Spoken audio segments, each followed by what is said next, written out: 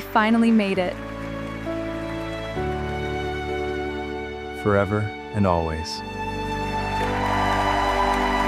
On the happiest day of her life, Jessica believed she knew exactly who was standing across from her. She looked into his familiar blue eyes, smiled through happy tears, and slipped a gold wedding ring onto the hand she had held 100 times before. Friends and family rose to their feet, applauding as the minister declared them husband and wife. Every photograph captured the picture of a perfect beginning. Every smile reflected a future filled with hope, and every promise sounded as though they would last forever. But if anyone had paused that celebration and whispered that the man standing beside Jessica was not the man she had fallen in love with, no one would have believed it. Not her parents, not his family, not even Jessica herself. Yet hidden within that beautiful ceremony was a truth so unbelievable that it would destroy everything she thought she knew about love, trust, and the person she had chosen to spend the rest of her life with. Months later, on an ordinary afternoon that seemed no different from any other, a frail elderly woman suddenly reached out, tightly gripped Jessica's wrist, and stared into her eyes with an expression that carried both fear and certainty. Jessica smiled politely, expecting a harmless compliment about her wedding ring or perhaps a case of mistaken identity. Instead, the woman's trembling voice delivered a sentence that froze every thought in her mind. "That's not the man you married." Jessica laughed nervously, convinced the stranger had simply become confused. But the woman never smiled back. She leaned even closer and whispered for words that would echo through Jessica's life forever. "You married his twin." How could a woman share a home, a bed, countless conversations, and months of marriage with someone without realizing he was not the man she believed she had married? It sounds impossible, almost like something invented for a movie or a novel. Yet stories of mistaken identity, hidden family secrets, and identical twins have fascinated investigators, psychologists, and ordinary people for generations because the human mind often sees what it expects to see rather than what is actually there. This story follows Jessica Carter, a successful young woman from Oregon, and the man she believed was Mason Brooks, the thoughtful architect who seemed to appear in her life at exactly the right moment. Their romance appeared ordinary from the outside, but every answer they found created even more questions until one discovery forced everyone connected to them to confront a truth that had remained hidden for years. Before we go deeper into this extraordinary story, let us know in the comments where you're watching from. We'd love to hear from you. And don't forget to hit that subscribe button so you never miss any of our upcoming videos. Because what happened to Jessica was not simply about love or betrayal. It became a journey through family loyalty, identity, grief, and a decision that no one should ever have to make.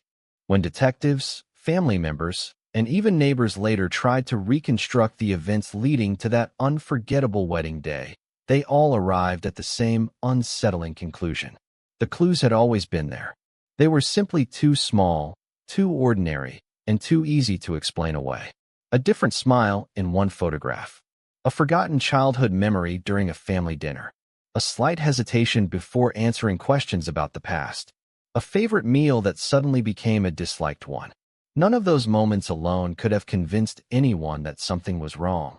But together they formed a pattern that only became visible after everything had already fallen apart. Looking back, Jessica would replay those memories over and over, wondering how she had failed to notice what now seemed so obvious. Was love powerful enough to blind someone to the truth, or had someone gone to extraordinary lengths to make sure she never discovered it? To answer that question, we have to return to the beginning, long before the wedding, before the promises, before the ring, and before Jessica Carter ever met the man she believed was Mason Brooks. Because the real story began years earlier with two identical brothers whose lives had been connected from the moment they were born, and whose secret would eventually change another person's life forever. Jessica Carter had never imagined that one ordinary Tuesday morning would quietly redirect the course of her entire life. At 31 years old, she had built the kind of stability many people admired.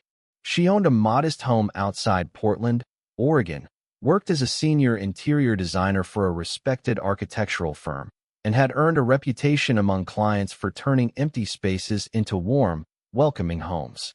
Her career was thriving, her finances were secure, and her circle of friends often joked that she had everything except someone to share it with. The truth was more complicated. Years earlier, Jessica had walked away from a relationship that ended with broken promises and shattered trust. Since then, she had become careful about who she allowed into her life. She wasn't searching desperately for romance.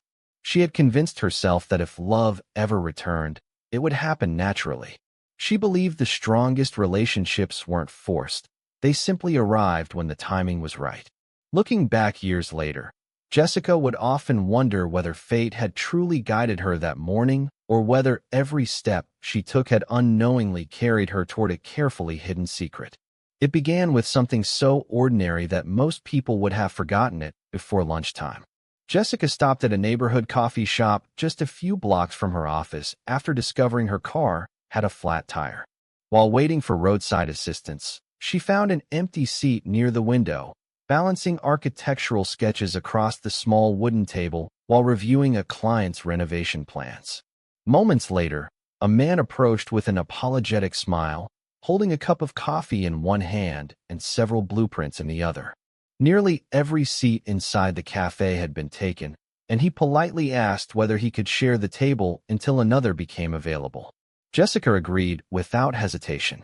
Their conversation started with nothing more than comments about the unusually heavy rain and the city's endless road construction before shifting toward architecture, travel, and the older neighborhoods of Portland that both of them admired. The stranger introduced himself as Mason Brooks, an architect whose firm occasionally collaborated with interior designers on residential projects. There was something calm about the way Mason spoke. He never interrupted, never tried to impress her with exaggerated stories, and listened with genuine interest whenever Jessica described her work.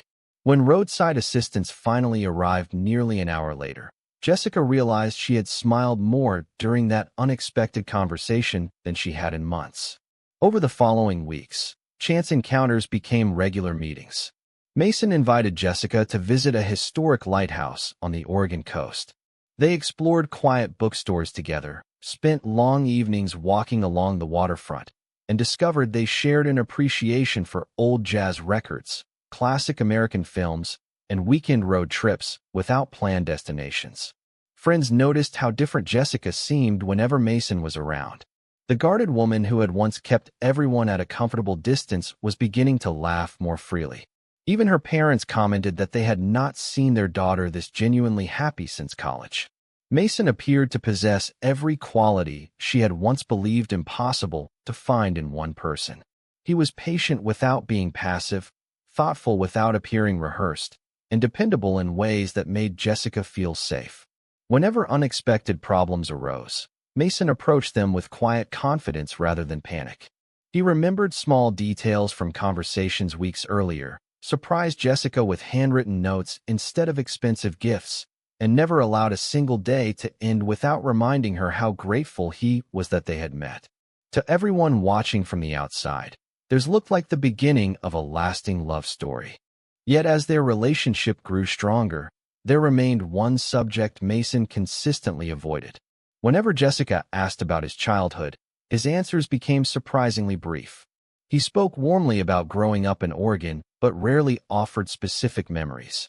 If conversations turned toward family gatherings, old photographs, or childhood vacations, Mason would gently change the topic before Jessica realized what had happened. The first few times, she barely noticed. After all, everyone has painful memories they prefer to leave in the past. But gradually the pattern became impossible to ignore. Jessica had met Mason's parents only once during a short dinner, and although they were polite and welcoming, something about the evening felt unusually restrained. His mother smiled often, but rarely spoke about Mason's younger years. His father answered questions carefully, choosing each word as though afraid of saying too much.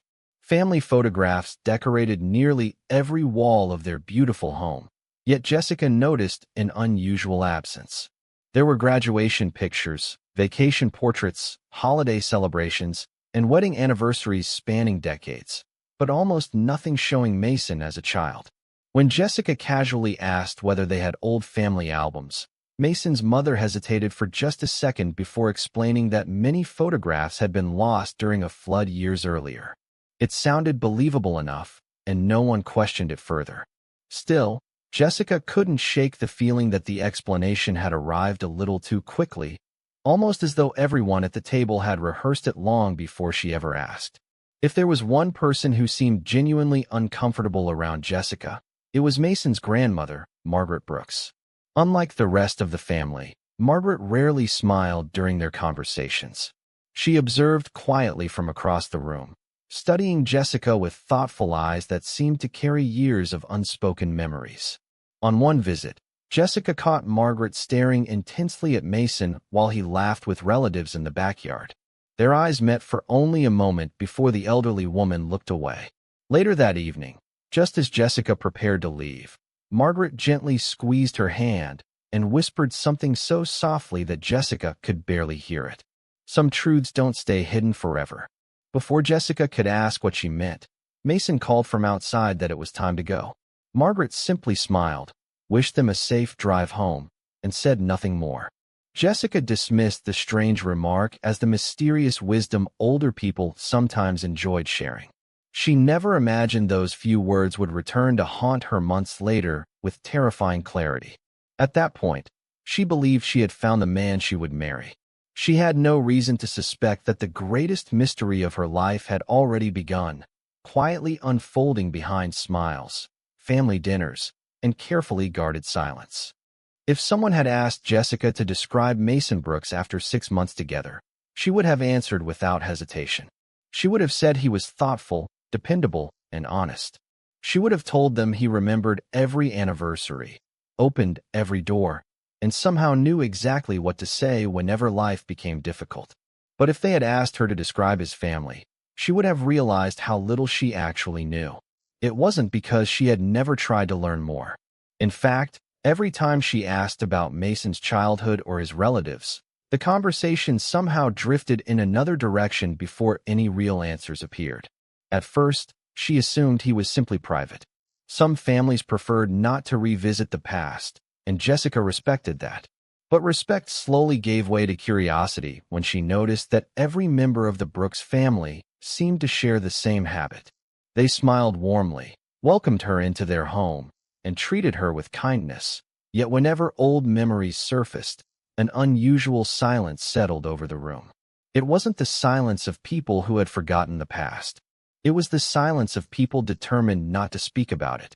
One Sunday afternoon, Jessica and Mason drove to his parents' home for a family barbecue. It was the longest time she had ever spent with his relatives. The house was full of laughter, children played in the backyard, and cousins she had never met introduced themselves one after another. Everything seemed completely ordinary until Jessica wandered into the living room while looking for the restroom.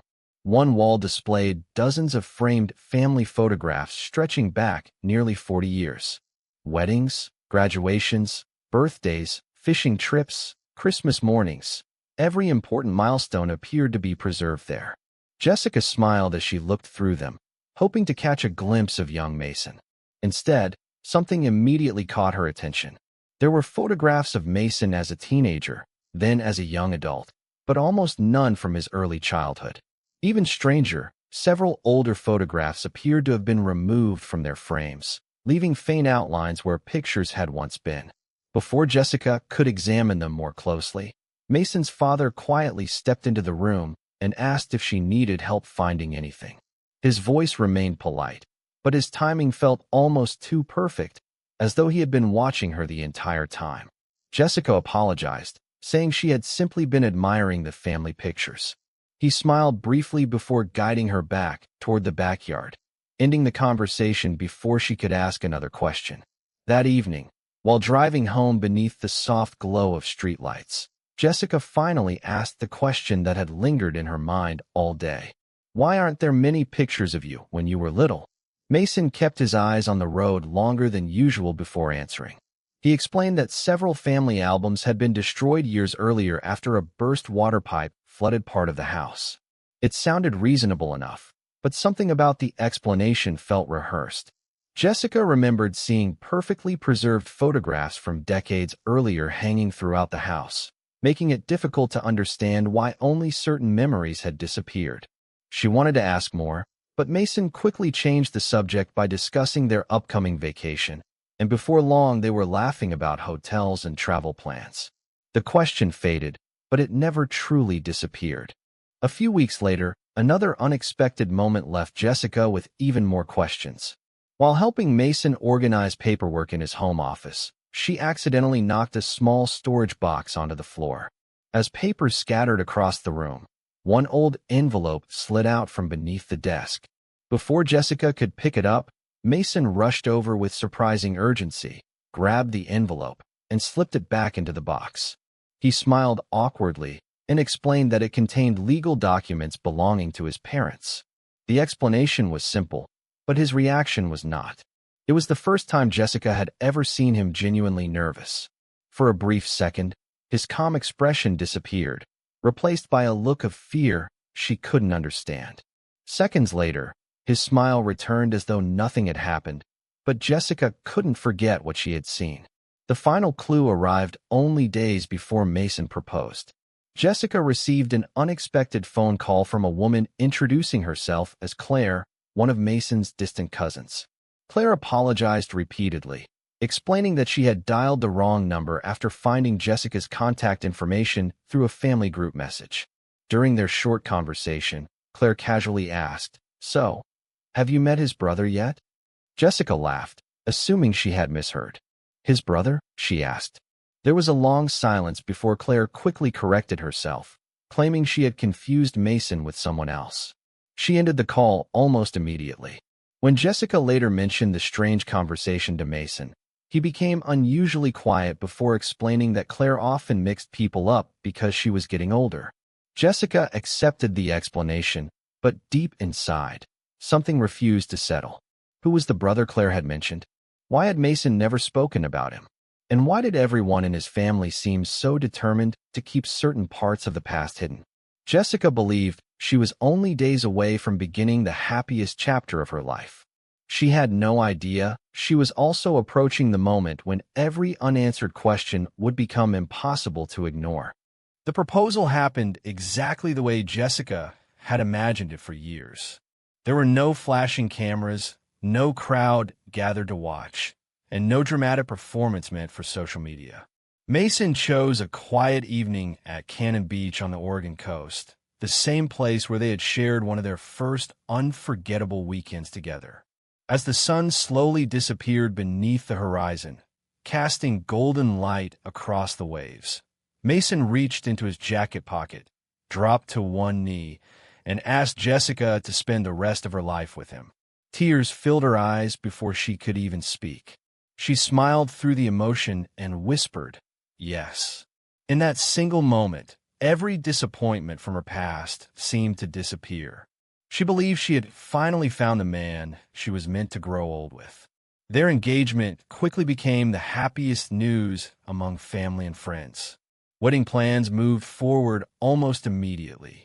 Jessica threw herself into choosing flowers, tasting cakes, selecting music, and designing every detail of the ceremony she had dreamed about since childhood. Looking back, she would later remember those weeks as the last time life ever felt completely certain. As the wedding drew closer, however, Jessica noticed small changes in Mason that she couldn't quite explain. He remained loving and attentive, but there were moments when he seemed distracted by something he refused to discuss. Sometimes she would catch him staring out the window for several minutes, completely lost in thought. Other nights, she would wake up to find him sitting alone on the back porch long after midnight, quietly watching the stars. Whenever she asked what was bothering him, he would smile gently and tell her it was simply the pressure of work combined with normal wedding nerves. Jessica believed him because she wanted to believe him. Planning a wedding was stressful for anyone. Still, there were moments that lingered in her memory. One evening, she arrived unexpectedly at Mason's apartment carrying dinner, hoping to surprise him after work. As she stepped inside, she heard him ending a phone call in a rushed, anxious voice. The moment he saw her, he quickly slipped his phone into his pocket and forced a smile. Jessica asked who had called, and after a brief pause, Mason answered, "Just a family issue. Nothing for you to worry about." She accepted the explanation, but she couldn't ignore the fact that his hands were trembling. Only 3 days before the wedding, Mason told Jessica that he needed to leave town for one night because his parents were dealing with an urgent family matter. He promised he would return the following afternoon in plenty of time for the rehearsal dinner. Jessica kissed him goodbye without asking unnecessary questions. Families experienced emergencies, and she respected his need to help. But once he left, something unusual happened. His phone became almost impossible to reach. Every call went straight to voicemail, and every text remained unanswered for hours. Late that evening, he finally returned her call. His voice sounded distant and exhausted. He apologized repeatedly, explaining that he had been driving through an area with almost no phone reception. Jessica accepted the explanation, although something about his tone felt different. She couldn't explain why, but the conversation left her strangely unsettled. Meanwhile, unknown to Jessica, another chain of events had already begun unfolding behind closed doors. Events involving two identical brothers, a desperate family, and a decision that would forever alter the lives of everyone connected to them. The wedding morning arrived beneath clear blue skies, and the church quickly filled with guests who had traveled from across the country to celebrate the occasion. Jessica stood in a quiet room with her bridesmaids, taking one last look at herself in the mirror before walking down the aisle. She felt nervous, excited, and completely certain she was making the right decision. As the music began, her father gently took her arm and escorted her toward the front of the church. Waiting at the altar stood the man she believed was Mason Brooks. He smiled warmly as their eyes met, and tears filled his eyes as Jessica approached. The ceremony unfolded flawlessly. They exchanged heartfelt vows, promised to love each other through every joy and hardship, and placed wedding rings on each other's fingers while friends and family applauded with overwhelming happiness. Yet years later, several guests would remember tiny details they had dismissed at the time. Mason seemed unusually quiet before the ceremony. His best friend later admitted he barely spoke throughout the morning, something completely unlike his normal personality. Jessica also remembered that his mother cried almost continuously during the ceremony. At the time, she assumed they were tears of joy. Later, she would wonder whether they had been tears of guilt instead. Standing before the minister, Jessica saw only the man she loved. She kissed him as everyone celebrated the beginning of their new life together, never imagining that the greatest deception of her life had already become legally, emotionally, and permanently bound to her with two simple words: "I do." The honeymoon was everything Jessica had imagined it would be. The newlyweds spent 10 unforgettable days driving along California's Pacific Coast Highway, stopping in quiet seaside towns, watching sunsets over the ocean, and talking for hours about the future they hoped to build together. They laughed like two people who had known each other forever. They spoke about raising children someday, buying a home with a large backyard, and growing old together in the same small town where they had first met. To everyone around them, they looked like the perfect couple. Jessica returned to Oregon believing she had married the man she trusted more than anyone else. She felt grateful that after years of disappointment, life had finally rewarded her with genuine happiness. But within a few weeks of returning home, tiny differences began appearing. None of them seemed serious enough to cause alarm on their own. Yet when those little moments began piling up, Jessica found herself questioning things she had never questioned before. The first change happened one quiet Monday morning. Throughout their relationship, Mason had always started his day with black coffee, refusing cream or sugar no matter how many times Jessica offered. She knew his routine by heart because she had prepared that same cup hundreds of times. That morning, after taking one sip, Mason frowned and asked why she had forgotten to add cream and 2 spoonfuls of sugar. Jessica laughed, convinced he was teasing her. But Mason looked genuinely confused. "I've always taken my coffee this way," he insisted. Jessica apologized, although she knew she wasn't mistaken. A few days later, another strange moment followed. Before the wedding, Mason had always slept on the right side of the bed because he liked waking up near the bedroom window. Without explanation, he now insisted that he had always preferred sleeping on the left. Jessica reminded him of the countless nights they had spent together before their marriage, but Mason simply smiled and said she must have remembered incorrectly. The conversation ended with laughter, yet a small feeling of uncertainty quietly settled inside Jessica's mind. As the weeks passed, those little inconsistencies became impossible to ignore. One Friday evening, Jessica suggested they watch Casablanca, a movie Mason had once called the greatest love story ever made. During their relationship, he had quoted entire scenes from memory and insisted they watch it every Valentine's Day. This time, however, he looked at the DVD with complete indifference. "I've never really enjoyed old movies," he said casually. Jessica stared at him, waiting for him to laugh and admit he was joking. He never did. Another weekend, they returned to the Italian restaurant where Mason had celebrated his birthday the previous year. Jessica smiled as the waiter recommended Mason's favorite seafood pasta, only to hear him reply that he disliked seafood and had never ordered it before. Jessica immediately reminded him that it had been his favorite meal for years. Mason laughed softly and told her she must have confused him with someone else. Those words stayed with her long after dinner ended. Confused him with someone else. It sounded like an innocent joke, yet Jessica couldn't stop thinking about it.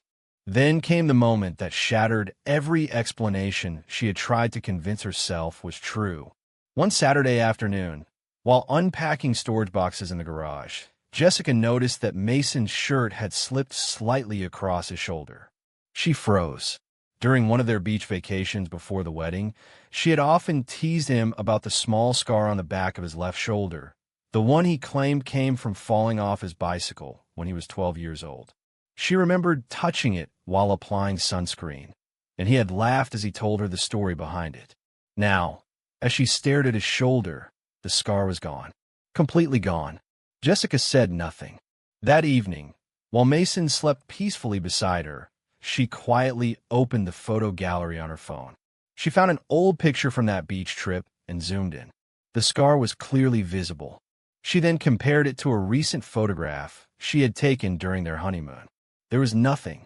Jessica checked the images over and over, hoping she had somehow made a mistake, but the difference remained undeniable. For the first time since meeting Mason Brooks, fear began replacing love. She desperately wanted to believe there was a reasonable explanation, but deep inside, she knew something was terribly wrong. Within days, an unexpected encounter with a complete stranger would confirm her worst fears and force her to question whether the man she had married was really Mason Brooks at all. Jessica tried with everything she had to silence the questions racing through her mind. She told herself she was overthinking ordinary changes that happen in every marriage. People develop new habits. They forget little things. Stress can change personalities in ways no one expects. Those explanations sounded reasonable enough during the day, but every night, as she lay awake beside the man she believed was Mason Brooks, the doubts returned even stronger.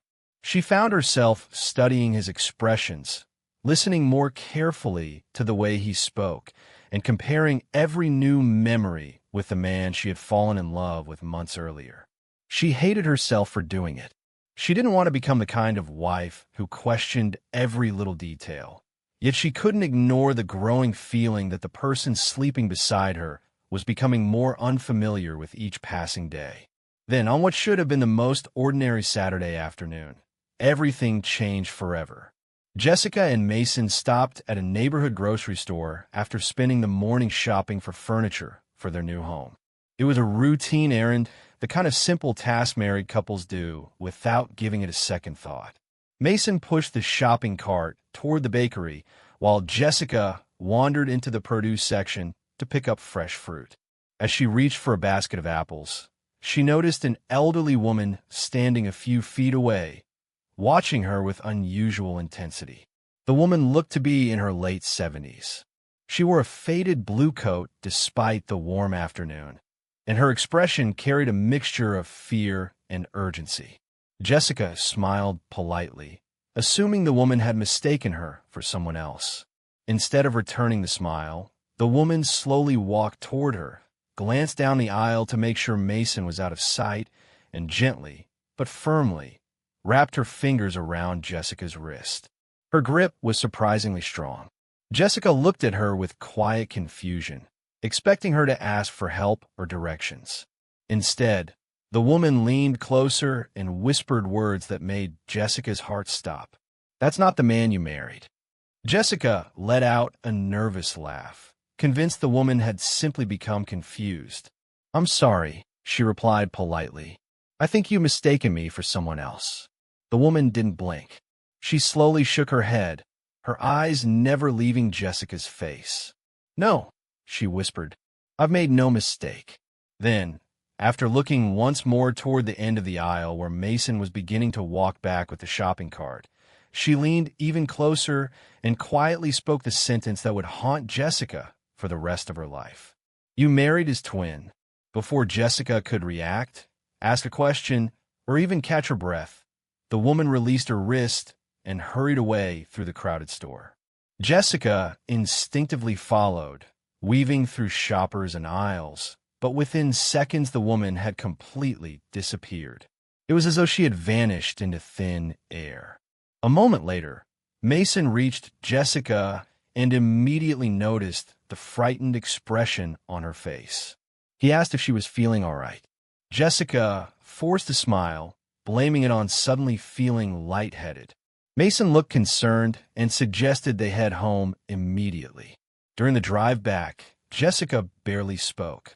Every mile felt heavier than the last as the stranger's words echoed repeatedly in her mind. "You married his twin." That night, sleep refused to come. Jessica lay awake staring at the ceiling while Mason slept peacefully beside her. Around 2 o'clock in the morning, she quietly slipped out of bed, walked into the living room, opened her laptop, and began searching through public records, archived newspapers, and old online articles connected to the Brooks family. For nearly an hour, she found nothing unusual. Then, buried inside a local newspaper archive from almost 20 years earlier, she found a story about a serious car accident involving the Brooks family during a camping trip. She read every line carefully before her eyes stopped on one sentence. The article mentioned Mason Brooks and his identical twin brother, Tyler Brooks. Jessica felt her heart pounding so loudly she could hear it. She searched further and discovered an old high school yearbook showing 2 teenage boys standing shoulder to shoulder beneath the caption, "Mason and Tyler Brooks, the twins everyone confuses." They were completely identical. The same smile, the same eyes, the same height, the same face. Jessica realized that if she had met them together, she would never have known which one was which. She continued searching until another discovery made her blood run cold. According to several old reports, Tyler Brooks had disappeared shortly after the family accident under circumstances that were never fully explained.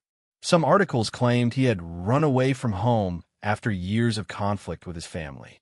Others suggested emotional struggles following the accident, but none offered any clear answers. Then, almost as suddenly as Tyler's name had appeared in public records, it disappeared completely. There were no interviews, no recent photographs, no social media accounts, and no official explanation of where he had gone. It was almost as if someone wanted every trace of his existence erased. Jessica slowly closed her laptop and looked toward the bedroom where the man she believed was Mason slept peacefully, unaware that his carefully guarded secret was beginning to unravel. For the first time since saying, "I do," Jessica no longer wondered whether something was wrong. She knew it was. The only question left was one she feared more than any other. If the man beside her wasn't Mason Brooks, then who had she really married? The next morning, Jessica acted as though nothing had happened. She smiled over breakfast, poured Mason a cup of coffee, kissed him goodbye as he left for work, and waited until his car disappeared at the end of the street. The moment he was gone, she grabbed her purse and drove straight to the county records office. She needed something stronger than old newspaper articles and a stranger's warning. She needed proof that would either destroy her fears or confirm them forever.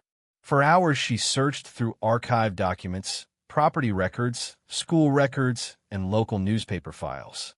Most of what she uncovered only deepened the mystery.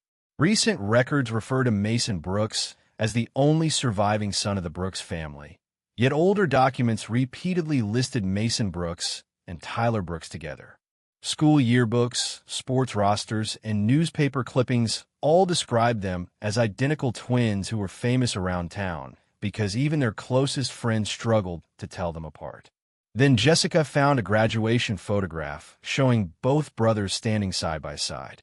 She stared at the image for several minutes, unable to find a single feature that distinguished one from the other. If she had met them together years earlier, she knew she would never have been able to tell them apart.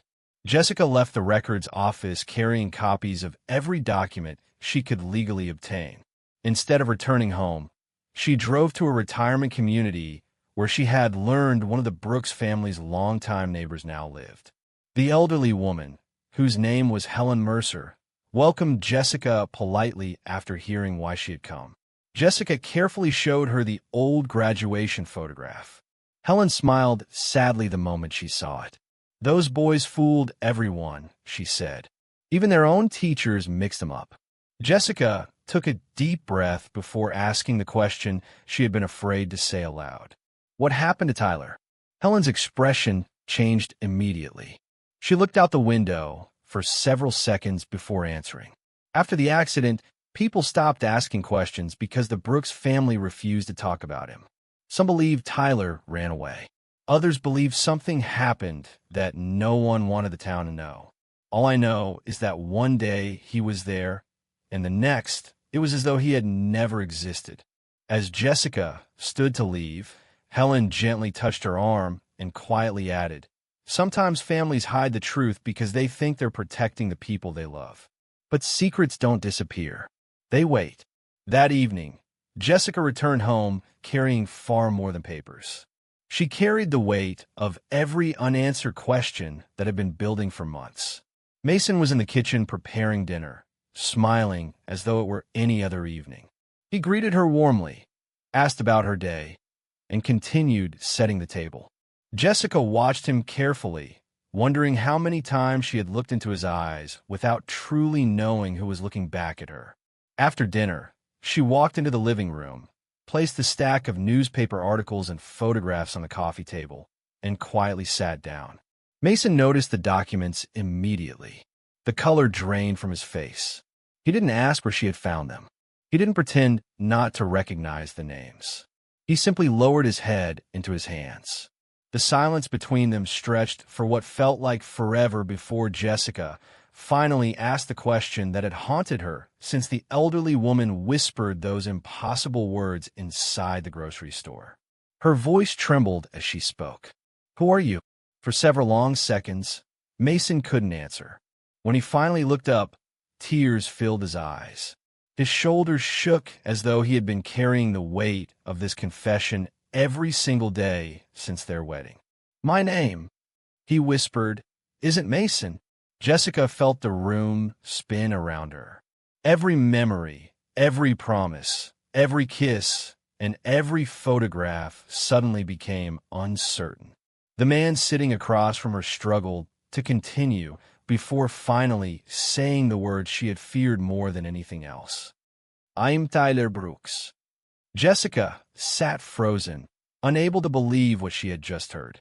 Tyler confessed that on the night before the wedding, he and his identical twin brother, Mason, had argued fiercely over family responsibilities and old resentments that had never fully healed after the accident years earlier. Mason left the house angry and disappeared without telling anyone where he was going. As the hours passed, Panic spread through the Brooks family. By sunrise, the church was full of guests. Jessica was preparing to walk down the aisle, and Mason was still missing. Terrified of public humiliation and desperately hoping Mason would return before anyone realized he was gone, Tyler's parents begged him to stand in his brother's place temporarily. Tyler refused at first. He knew it was wrong, but after hours of pressure and believing the deception would last only until Mason returned, he agreed. The ceremony took place. One day became 1 week. 1 week became 1 month. Mason never came home. Every passing day made the truth harder to tell. Then Tyler confessed the one thing he had never expected. Somewhere inside the lie, he had truly fallen in love with Jessica. What began as a desperate decision became a burden he could no longer carry.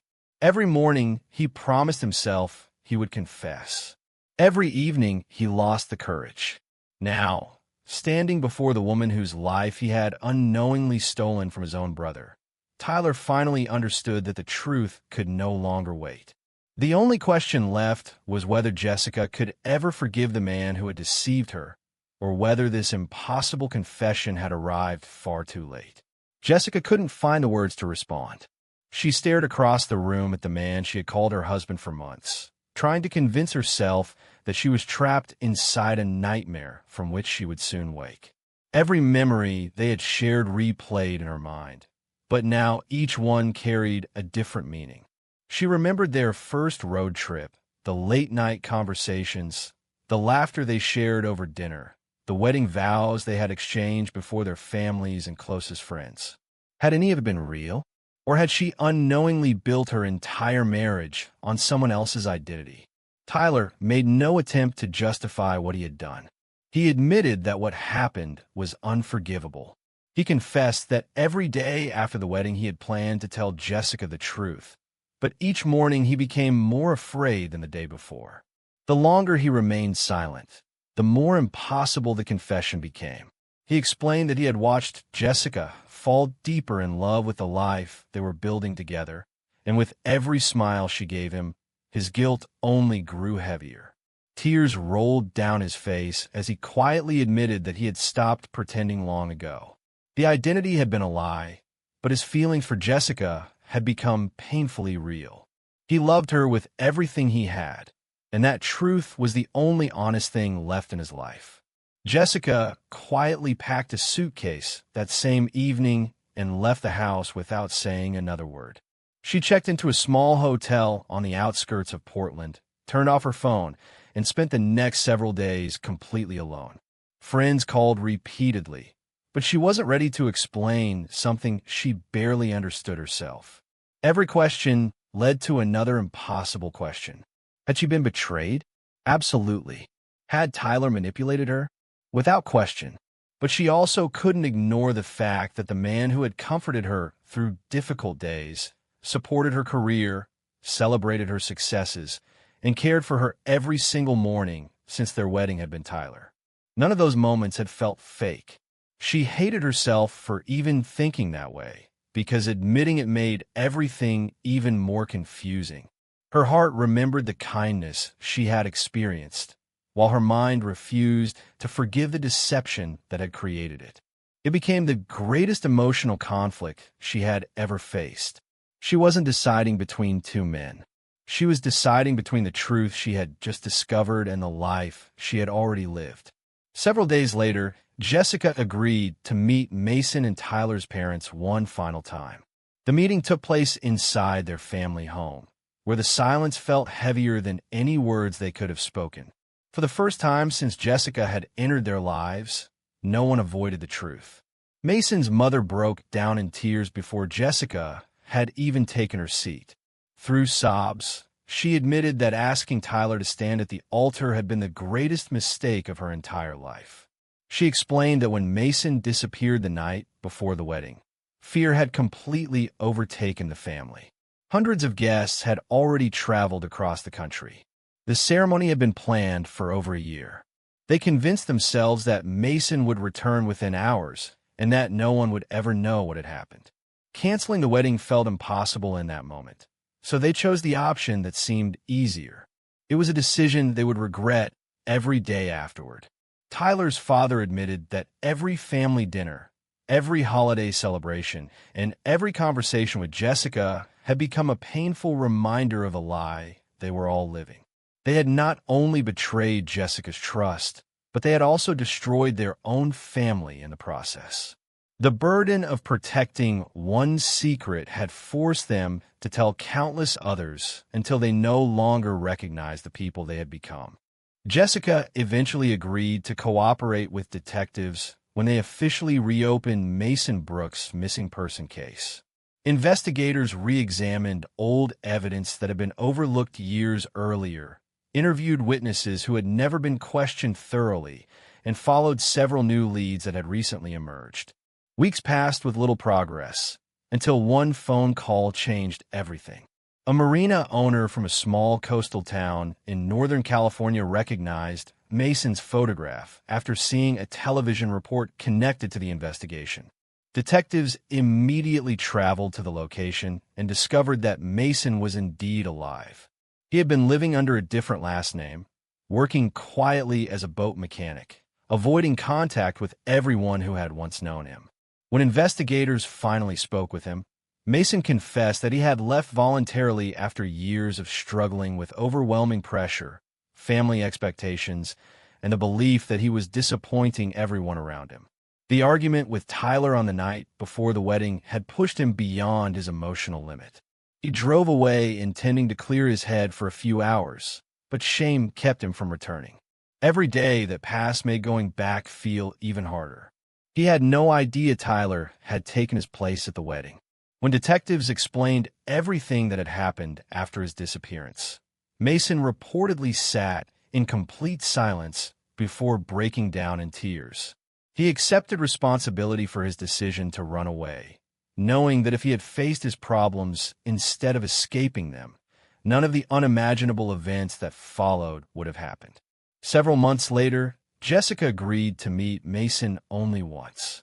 They sat across from each other in a quiet park overlooking the Columbia River.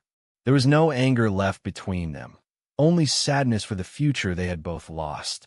Mason apologized repeatedly, admitting that his decision to disappear had destroyed more lives than his own.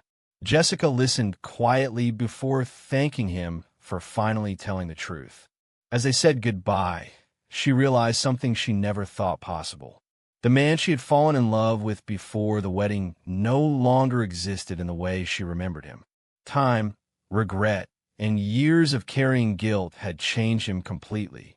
But she also realized that the man who had stood beside her through countless ordinary moments after the wedding, the man who encouraged her dreams, cared for her when she was sick, celebrated every success, and loved her every single day, had been Tyler.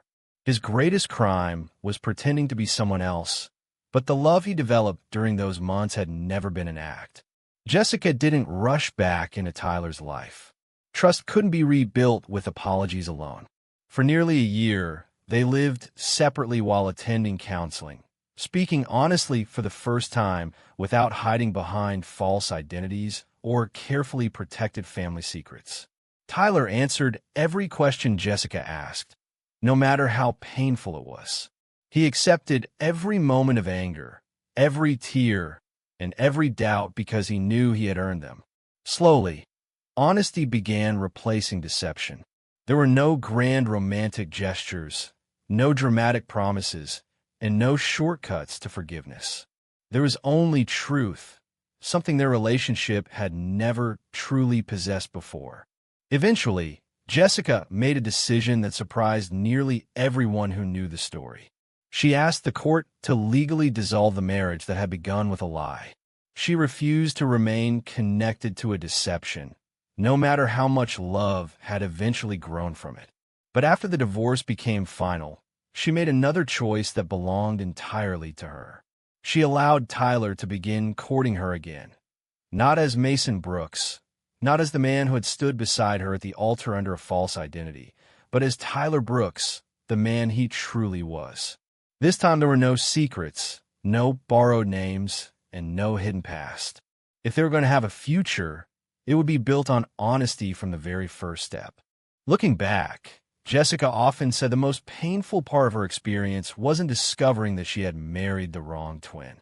It was realizing how easily fear can convince good people to make terrible decisions.